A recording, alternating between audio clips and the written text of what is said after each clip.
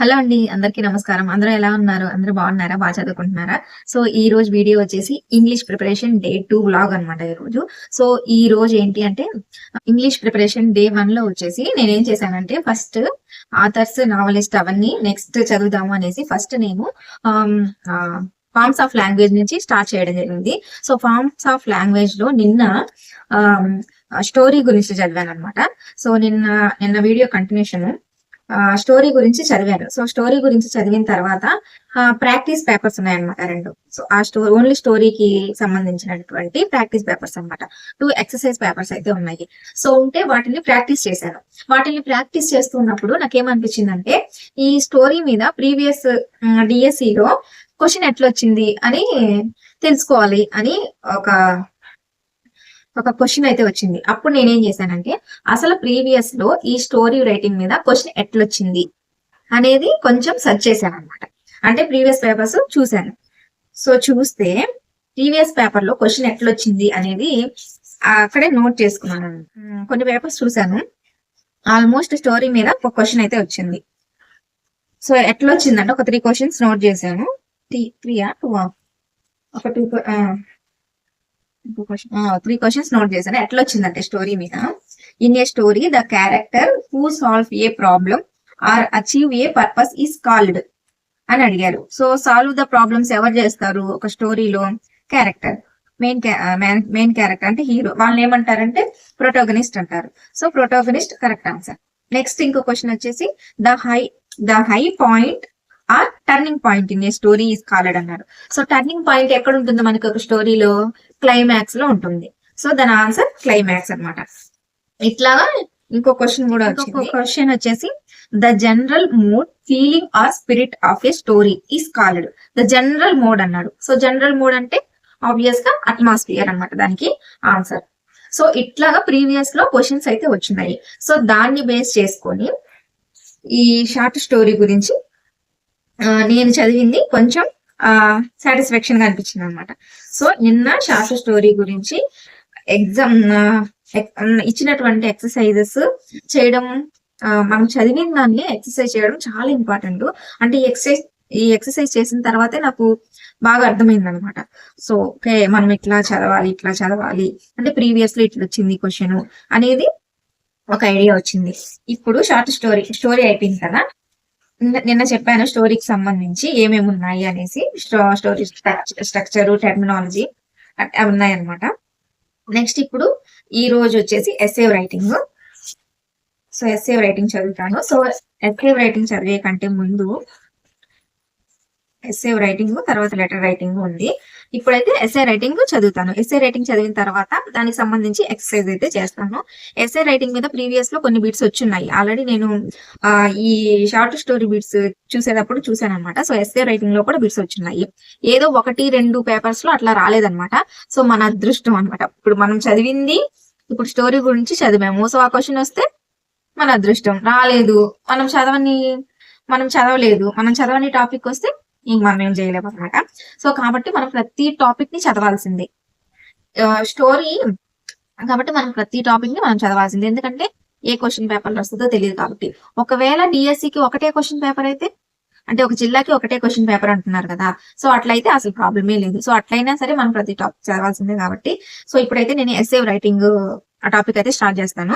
And అందుకన్నా ముందు నేను ఇప్పుడే కాబట్టి రూమ్ కి వచ్చాను కాబట్టి సో ఫస్ట్ ఒక 1 అవర్ కరెంట్ అఫైర్స్ కి కేటాయించాలి అని అనుకుంటున్నాను కాబట్టి సో డైలీ నిన్న కూడా ఒక 1 అవర్ కరెంట్ అఫైర్స్ అండ్ ఇవాళ కూడా ఒక 1 అవర్ కరెంట్ అఫైర్స్ చదివిన తర్వాత ఈ ఇంగ్లీష్ అనేది స్టార్ట్ చేస్తాను అనమాట. సో ఇప్పుడైతే కరెంట్ అఫైర్స్ 1 అవర్ నేను నిన్న బుక్ తెచ్చుకున్నాను కరెంట్ అఫైర్స్ ది. సో ఇప్పుడు 1 అవర్ కరెంట్ అఫైర్స్ చూసి ఆ తర్వాత ఎస్సే రైటింగ్ స్టార్ట్ చేస్తాను. ఇప్పుడైతే కరెక్ట్ గా టైం 11 అయింది. సో 10 to 11 వచ్చేసి కరెంట్ అఫైర్స్ చదివాను అనమాట. సో దాదా సాహెబ్ ఫాల్కే అవార్డు గురించి 10 to 11 కరెంట్ అఫైర్స్ అయితే చదివాను. ఇప్పుడు 11 to ఇంగ్లీష్ అయితే స్టార్ట్ చేస్తున్నాను 11 కి ఎస్సే రైటింగ్. సో దానికి సంబంధించి ప్రీవియస్ గా ఏం క్వశ్చన్స్ ఉన్నాయి అనేది కూడా చూసుకుంటూ చదువుతాం. ఓకే అంటే ఎస్సే రైటింగ్ చదివేసిన తర్వాత నేను తీసుకున్న బుక్ ఎస్ఎండ్ఎస్ ది ఇంగ్లీష్ కొత్త బుక్ అనమాట. ఎస్సే రైటింగ్ స్టార్ట్ చేసి దానికి సంబంధించి ప్రాక్టీస్ బిట్స్ కూడా ఇవాళ చేద్దాం. సో ప్రీవియస్ లో ఏ బిట్స్ వచ్చినాయి అనేది కూడా ఒకరు కామెంట్ చేశారు. మీరు కూడా ఒక సబ్జెక్ట్ ని తీసుకొని, అంటే మానస గారు ఎలాగైతే తెలుగుని చెప్తున్నారో మీరు కూడా ఒక సబ్జెక్ట్ సోషల్, సైన్స్ ఏదో ఒకటి తీసుకొని చెప్పొచ్చు కదా అని అన్నారు. చెప్పొచ్చండి. అలా చేయొచ్చు. కానీ ఒక వీడియో చేయాలి అంటే ఒక ఫుల్ ఇన్ఫర్మేషన్ మనం తెలుసుకొని, మనం పర్ఫెక్ట్‌గా దాని గురించి ఫుల్ ఇన్ఫర్మేషన్ తెలుసుకొని వీడియో చేయాలి. సో, దానికోసం చాలా టైం కేటాయించాల్సి ఉంటుంది. అంటే ఇప్పుడు మనకి ఒక హాఫ్ డే మనం ప్రిపేర్ అవ్వడానికి ఒక హాఫ్ డే సరిపోతే, దాన్ని వీడియో చేయడానికి ఒక 2, 3 అవర్స్ సరిపోతే, మళ్ళీ దాన్ని ఎడిట్ చేయడానికి కొంత టైం అనేది పోతుంది. సో, ఆల్మోస్ట్ ఒక డే అంతా ఒక వీడియో చేయడానికి సరిపోతుంది. అంటే అంత కష్టపడితే అంత ఎఫర్ట్స్ పెడితేనే ప్రాపర్‌గా ఒక వీడియో అనేది రెడీ అవుతుంది. ఒక సబ్జెక్ట్‌ని క్లియర్‌గా ఎక్స్‌ప్లెయిన్ చేయడానికి. సో, అంత టైంని నేను ఇన్వెస్ట్ చేయలేను. సో, నేను ఫస్ట్ జస్ట్ నా సిలబస్‌ని నేను కంప్లీట్ జేయాలి. సో, నేననుకున్న గోల్‌ని నేను ముందుకు తీసుకెళ్ళడానికి జస్ట్ నాకొక మోటివేషన్ లాగా, మీ అందరూ నాకొక మోటివేషన్ లాగా, నేను మీకొక మోటివేషన్ లాగా ఒక ఉంటుందనే ఉద్దేశంతో నేను ఇట్లాగా చిన్న చిన్న వ్లాగ్స్, ఇట్లాగా చిన్న చిన్న వీడియోస్ అయితే చేస్తున్నాను.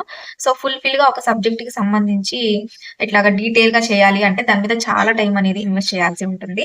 సో, నేను నా టైంని ఎక్కువగా నా చదువు మీద కేటాయిస్తున్నాను కాబట్టి, సో, అలాగా సబ్జెక్ట్ మీద వీడియోస్ అయితే ప్రెజెంట్ అయితే నేను చేయలేను. మేబీ ఫ్యూచర్‌లో డీఎస్సీ అయిపోయిన తర్వాత ఒకవేళ అప్పుడు చేయడానికైతే ట్రై చేస్తాను. కానీ ఇప్పుడైతే ఫుల్‌ఫిల్‌గా నేను నా స్టడీ మీదే ఉండాలి అనుకుంటున్నాను. సో, అందుకని నేను అట్లా చేయట్లేదు. సో, ఈ విధంగా నేను నా స్టడీని డైలీ అప్‌డేట్‌గా మీతో మాట్లాడుతూ, మీతో షేర్ చేసుకుంటూ, మీకు చెప్తూ నా స్టడీనైతే నేను ఈ విధంగా కంటిన్యూ చేస్తున్నాననమాట. సో, అది ఆ విషయం చెప్పాలి అనుకున్నాను. సో, ఇప్పుడైతే నేను ఇంకా స్టడీ స్టార్ట్ చేస్తాను. మళ్ళీ ఆఫ్టర్‌నూన్ లంచ్ బ్రేక్‌లో మాట్లాడతాను. ఓకే. సో, ఇప్పుడైతే ఎస్సే రైటింగ్ అయితే కంప్లీట్ అయింది. సో, ఎస్సే రైటింగ్‌కి సంబంధించి కొన్ని ప్రాక్టీస్ బిట్స్ అయితే ఉన్నాయి. 30 ప్రాక్టీస్ బిట్స్ ఉన్నాయి ఎస్సే రైటింగ్‌వి. సో, ఆ ప్రాక్టీస్ బిట్స్ చేయొచ్చు కదా నువ్వు. ప్రాక్టీస్ బిట్స్ చేయాలి. సో, లంచ్ టైమ్ అయిపోయిందనమాట. అంటే 1 అయింది టైము. సో, మానస ఏం చేస్తుందో చూపిస్తాను. ఆమ్లెట్ చూడండి దేంట్లో వేస్తుందో. మా దగ్గర దాన్ని ప్యాన్ లేదు. మాడుకుంటేటట్టున్నావా? సిమ్ లో పెట్టు. సిమ్ లోనే ఉంది. మా దగ్గర ప్యాన్ లేదు ఫ్రెండ్స్, అందుకే ఆమ్లెట్ వేస్తాం. అబ్బో కాలుతుంది. తంటాలు హాట్ అంటే ఇంకా నెక్స్ట్ ఆమ్లెట్ ఫ్రెండ్స్ చూడండి. ఆమ్లెట్ అబ్బా గుమాయిస్తుంది. నెక్స్ట్ సెకండ్ ఆమ్లెట్ నాకోటి అక్కకోటి. ఎవరన్నీ ఇట్లా వేస్తారు ఆమ్లెట్? నేనేస్తా చూడండి. అంతే ఆమ్లెట్. ఏం వేస్తాం గిన్నెలు లేనప్పుడు? అంతే, ఉన్న దాంట్లోనే ఆలోచించాలి. ఇది ఈ ట్రిక్ నేను ఎలా తెలుసుకున్నా చెప్పేదా? వెతికి ఆ రోజు రూమ్లో ఏం లేదు, ఏం చేసుకుందామా అని వెతికితే అప్పుడు కనిపించింది. ప్లేట్ కనిపించింది. దేంట్లో వేద్దామా అంటే అలా. ఇప్పుడు ఆమ్లెట్ వేసుకొని సాంబార్ వేసుకొని తినేస్తాం. కాకపోతే ఆ రోజు బాగా వచ్చింది ఫ్రెండ్స్, ఈ రోజు ఎందుకో రావట్లేదు. మరి ఇంకా లంచ్ ఫినిష్ చేసేసి ఆ తర్వాత ప్రాక్టీస్ పేపర్స్ చేసేద్దాం. ఓకే, మళ్ళీ ఆమ్లెట్ తింటారా ఫ్రెండ్స్? తర్వాత ఎస్ఏ రైటింగ్ మీద ప్రీవియస్ క్వశ్చన్స్ ఏమొచ్చాయి అనేది చూసుకున్నట్లయితే, ఎస్ఏ రైటింగ్ మీద ప్రీవియస్ క్వశ్చన్స్ ఎట్లున్నాయి అనేది నేను ఇప్పుడు మీకు చెప్తాను. ఫస్ట్ క్వశ్చన్ వచ్చేసి, the last part of an essay about an issue may have the following అని అడిగారు. The last part of an essay, so of about an issue may have the following అన్నారు. సో దాని correct answer వచ్చేసి the author's own opinion about the issue అనేది దాని correct answer. ఇంకో question ఏమడిగారంటే, in an essay the final element of the introduction ఏది అని అడిగాడు. సో దాని కరెక్ట్ ఆన్సర్ వచ్చేసి థెసిస్ స్టేట్మెంట్ అనేది correct answer. Next third question, the aim of an argument essay is అన్నాడు. The aim of an argument essay is అన్నాడు. So దాని correct answer వచ్చేసి to continue the reader that the position you have taken on a subject is right అనేది correct. ఇంకొక question ఏమని అడిగారంటే, in an essay the thesis is అన్నాడు. So the thesis అనేది the main idea about the topic అనమాట. So correct answer కూడా అదే. Next, the intellectual context that you establish for your topic and thesis in an essay is called అని అడిగారు. So correct answer వచ్చేసి motive అన్నమాట. So ఈ విధంగా previous paper లో ఎస్ఏ రైటింగ్ కి సంబంధించిన క్వశ్చన్స్ అయితే ఈ విధంగా ఉన్నాయన్నమాట. సో ఇలాగే ఇస్తారని కాదు, మనకు ఒక ఐడియా కోసం ప్రీవియస్ గా ఎట్లా అడుగుతున్నారు అనేది ఒక ఐడియా కోసం అయితే చూసుకున్నాము. సో దాని మీద ఇప్పుడు ఈ ఎస్ఐ రైటింగ్ కి సంబంధించి కొన్ని ఎక్సర్సైజ్ బిట్స్ అయితే ఉన్నాయి. సో అవి చేసేసిన తర్వాత నెక్స్ట్ టాపిక్ అనేది స్టార్ట్ చేస్తాను. సో ఒకసారి ప్రీవియస్ గా ఎట్లా అడుగుతున్నారు ఎస్ఏ దాని మీద అనేసి ఒకసారి మీకు చెప్దాం అనేసి చెప్పాను అనమాట. నెక్స్ట్ టాపిక్ స్టార్ట్ చేస్తాను. అయితే టైమ్ 6:59 అనమాట. So already SA writing complete అయిపోయింది. ఇప్పుడు లెటర్ రైటింగ్ కూడా కంప్లీట్ అయిపోయింది. సో లెటర్ రైటింగ్ చూసేసాను అనమాట. So parts of letter writing లో మొత్తం 6 పాయింట్స్ ఉంటాయి కదా. 6 పాయింట్స్ వచ్చేసి heading, salutation, body of the letter, and కింద వచ్చేసి the subscription and subscription, signature, and కింద వచ్చేసి సూపర్స్క్రిప్షన్. సో ఇవి లెటర్స్ కదా. సో ఇప్పుడు లెటర్ రైటింగ్ లో ప్రీవియస్ గా ఎలాంటి బిట్స్ అడుగున్నారు అనేది ఇప్పుడు నేను మీకు చెప్దాం అనుకుంటున్నాను. సో లెటర్ రైటింగ్ కంప్లీట్ అయిపోయిన తర్వాత ప్రీవియస్ గా లెటర్ రైటింగ్ గురించి ప్రీవియస్ గా ఎట్లా క్వశ్చన్స్ అడిగారు, ఏం క్వశ్చన్స్ అడిగారు అనేది ఒకసారి చూద్దాము. సో లెటర్ రైటింగ్ లో వచ్చేసి ఎట్లా అడుగున్నారంటే question, in a personal letter the language used should be అన్నారు. So 4 options, simple and direct, complex and strange, strange and hard, hard and complex అని అడిగారు. సో ఇన్ పర్సనల్ లెటర్ అనేది personal గా రాసుకునేది. సో అది ఎట్లా ఉంటుంది, హార్డ్ గా, కాంప్లెక్స్ గా అట్లా ఉండదుగా, స్ట్రేంజ్ గా అట్లా ఉండదు. కాబట్టి correct answer simple and direct. So అది ఒక క్వశ్చన్. అండ్ ఇంకొక క్వశ్చన్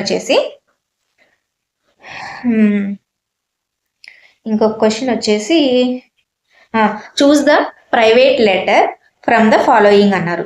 సో ప్రైవేట్ గా రాసే లెటర్ అంట, ప్రిన్సిపల్ కా, పోస్ట్ మాస్టర్ కా, లేదా ఇన్విటేషన్ కా, లేదా కంప్లైంట్ గా అని అడిగారు. So complaint, post master, principal ఇవన్నీ కూడా అఫిషియల్ లెటర్స్ కాబట్టి, సో ఇన్విటేషన్ అనేది ప్రైవేట్ లెటర్ కాబట్టి ఇన్విటేషన్ కరెక్ట్ ఆన్సర్ అవుతుంది. సో అట్లా ఒక క్వశ్చన్ అడిగారు. అండ్ ఇంకొక క్వశ్చన్ వచ్చేసి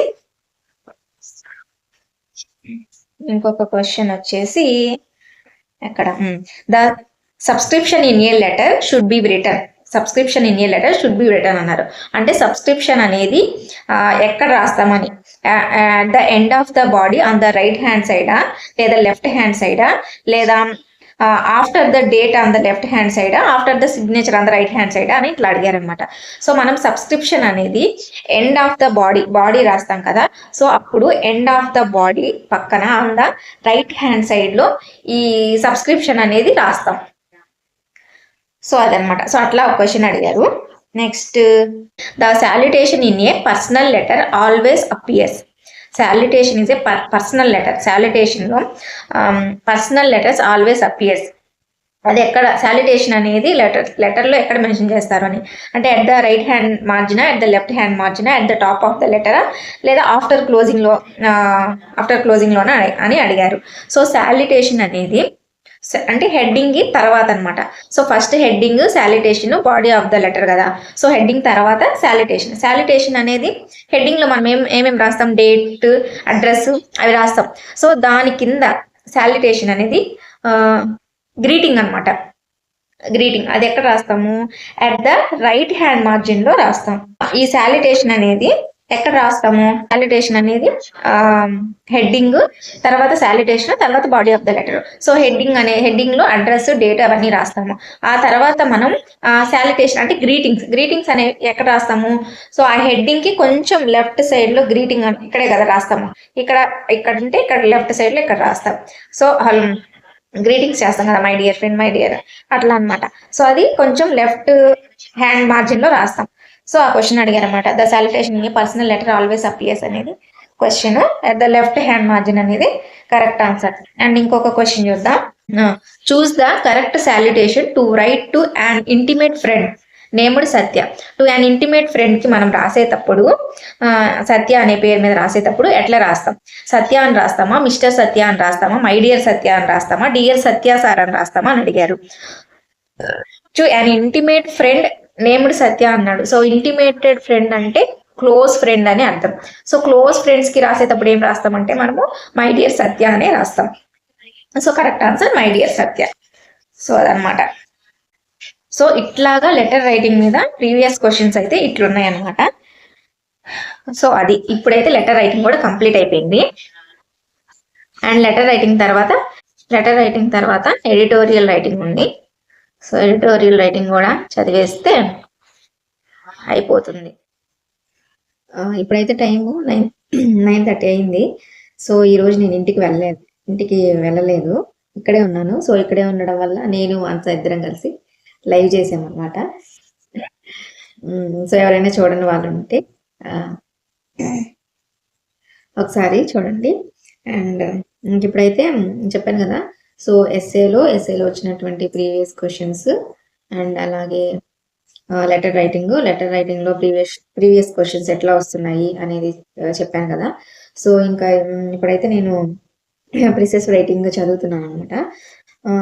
అంటే ఇంకా అప్పటి నుంచి ఇంకా లైవ్ అయిపోయిన తర్వాత ఇంకా మేము బయటకు వెళ్ళి కర్రీస్ తెచ్చుకొని వండుకొని తిని ఫ్రెష్ అయ్యి మళ్ళీ స్టార్ట్ చేసేపాటికి టైం 9:30 అయింది. సో 9:30కి ఇప్పుడు స్టార్ట్ చేస్తున్నాము. సో ఈ రోజు ఎట్లయినా ఈ ఫార్మ్స్ ఆఫ్ లాంగ్వేజ్ అనే టాపిక్ ని కంప్లీట్ చేసి, సో దాని మీద ప్రీవియస్ క్వశ్చన్స్ ఎట్లొస్తున్నాయి ఏమొస్తున్నాయి అనే దాని మీద మీకు ఒక క్లారిటీ ఇస్తాను. సో ప్రీవియస్ పేపర్స్ అన్ని చూసి నేను మీకు చెప్తాను. అయితే ఇప్పుడు నేను ప్రీవియస్ రైటింగ్ చదువుతున్నాను. చదివిన తర్వాత ఇది ఎన్నింటికి కంప్లీట్ అవుతుందో ఏంటి చూద్దాం. అయితే 10 అయింది.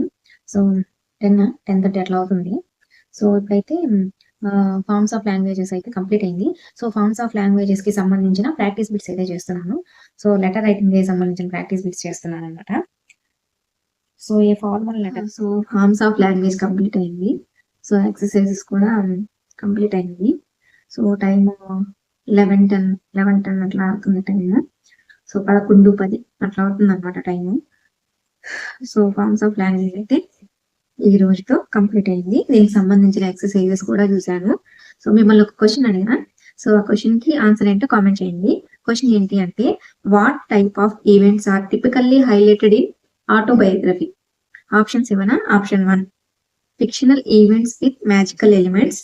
Option 2 everyday occurrences. Option 3 pivotal and important life events. Option 4 imaginary and fantastical escape. So correct answer ఏంటి అనేది కామెంట్ చేయండి. Okay, what type of events are typically highlighted in autobiography? So answer ని comment చేయండి. And ఇంక ఇప్పుడైతే దీనికి forms of languages కి సంబంధించిన ప్రీవియస్ పేపర్స్ చూసారనమాట. సో ప్రీవియస్ పేపర్స్ చూసిన దాన్ని బట్టి నాకేం అర్థమైంది అంటే, ఎక్కువగా ఫార్మ్స్ ఆఫ్ లాంగ్వేజెస్ లో ఎక్కువగా ఎక్కడి నుంచి బిట్స్ వస్తున్నాయి అంటే స్టోరీ మీద నుంచి. అట్లా ఆ story, letter writing and autobiography and ఇంకోటి ఏంది ఎస్ఏ. స్టోరీ మీద, ఎస్ఏ మీద, లెటర్ రైటింగ్ మీద, ఆటోబయోగ్రఫీ మీద ఎక్కువగా ఈ 4 టాపిక్స్ మీద ఎక్కువగా బిట్స్ వస్తున్నాయి. సో ఎవరైనా ఇంగ్లీష్ చదివే వాళ్ళు, ఇప్పుడు స్టార్ట్ చేసే వాళ్ళు, మీరు ఫార్మ్స్ ఆఫ్ లాంగ్వేజెస్ లో ఈ టాపిక్స్ ని ఎక్కువగా స్ట్రెస్ చేసి ఇక్కడ డిఎస్సి లెవెల్లో ఎలా బిట్ పడే అవకాశం ఎట్లుందో ఎట్లా పడొచ్చు అనేది ఒకసారి ఆలోచించుకుంటూ మీ మైండ్ లోకి తీసుకుంటూ మీ ప్రిపరేషన్ అయితే చేయండి. సో అదనమాట ఇవాళ వీడియో అయితే. సో టైం ఆల్మోస్ట్ 11:30 అట్లా అవుతుంది. సో అదనమాట నా టాపిక్. ఫార్మ్స్ ఆఫ్ లాంగ్వేజెస్ ఇంతటితో కంప్లీట్ అయింది. దానికి సంబంధించిన కొన్ని ఎక్సర్సైజ్ అయితే చేశాను, ప్రీవియస్ బిట్స్ కూడా చూశాను. సో అందుకని forms of languages complete. So ఇప్పుడు నెక్స్ట్ టాపిక్ ఏంటి? ఫొనెటిక్స్. నెక్స్ట్ టాపిక్ ఫొనెటిక్స్ ఉంది. సో ఫొనెటిక్స్ టాపిక్ ని రేపు అయితే స్టార్ట్ చేస్తాను. అదే pronunciation, sounds, use of dictionary topic రేపు ఉందన్నమాట. సో ఇదేనండి ఇవాళ నా వీడియో. మార్నింగ్ స్టార్ట్ అయింది నా స్టడీ. సో 11:30కి ఎండ్ చేస్తున్నాను. సో మళ్ళీ ఇవాళ వీడియో అయితే ఇది. సో రేపు third topic pronunciation, sounds, use of డిక్షనరీతో నా డేని అయితే స్టార్ట్ చేస్తాను. సో ఇంతేనండి ఇవాళ వీడియో. చూసారు కదా, వీడియో నచ్చితే లైక్ చేయండి, షేర్ చేయండి, కామెంట్ చేయండి అండ్ సబ్స్క్రైబ్ చేసుకోండి. Thank you so much for watching. Bye.